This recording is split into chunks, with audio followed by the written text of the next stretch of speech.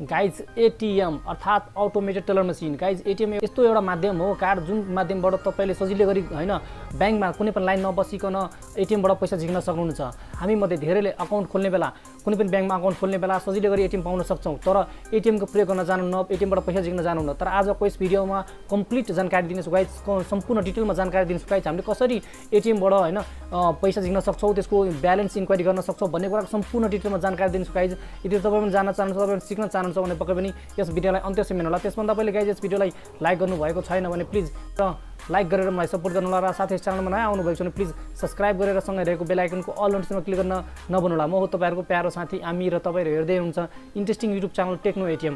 Okay guys, आजको video सुरु गरौँ। आजको टपिकबाट म देखाउने छु डाइरेक्ट हैन एटीएम बुथमा गएर कसरी हामीले एटीएम को प्रयोग गर्न सक्छौं र कसरी यसको युज गर्न सक्छौं। ओके गाइज, सुरु गरौँ। सो ओके गाइज, म मेरो एटीएम कार्ड यो रहेको छ हैन, हेर्न सक्नुहुन्छ। मैले फर्स्ट एटीएम छिराउनु पर्ने हुन्छ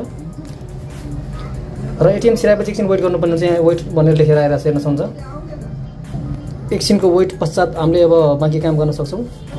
एनिमी बैंक वाली एटीएम अलि स्लो छ जसले गर्दा अलिक टाइम लाग्दैछ है।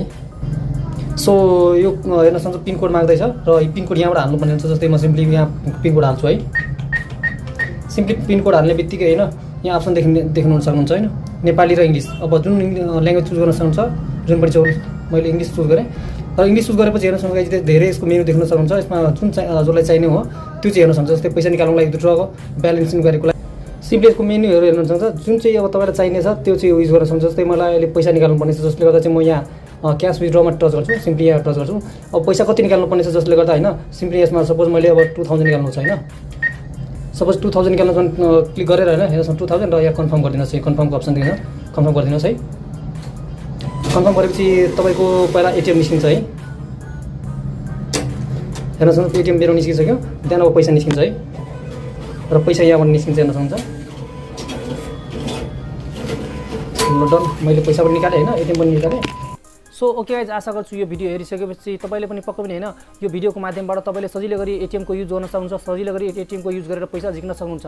सो यही थियो आजको भिडियो गाइज। यो भिडियो कस्तो लाग्यो प्लिज कमेन्ट बक्समा कमेन्ट गर्नु होला र साथै यस च्यानलमा नयाँ आउनु भएको छ भने प्लिज सब्स्क्राइब गरेर सँगै रहेको बेल आइकनको अल नोटिफिकेसनमा क्लिक गर्न नभुल्नु।